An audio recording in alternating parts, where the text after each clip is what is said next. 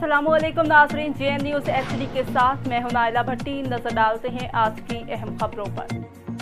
मेलसी से bureau chief हाजी मोहम्मद वारिस सईदी की report के मुताबिक मेलसी मुल्क भर की तरह मेलसी में भी जश्न आज़ादी जोशो खरोश से मनाया गया।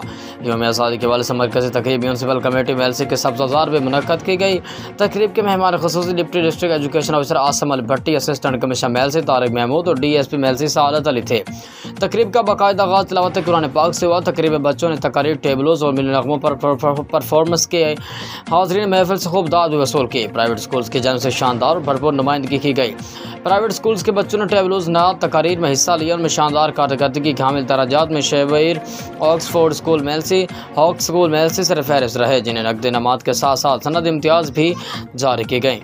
आखिर में यौम आज़ादी के वाले से केक काटा गया और मुल्क की सरबुलंदी के लिए दुआ की गई। तकरीब में सदर प्रेस क्लब वज़ीरुल्लाह शाह ताहिर, नायब सदर मियां नदीम मुमताज़ व दीगर ने कसीर तादाद में शिरकत की।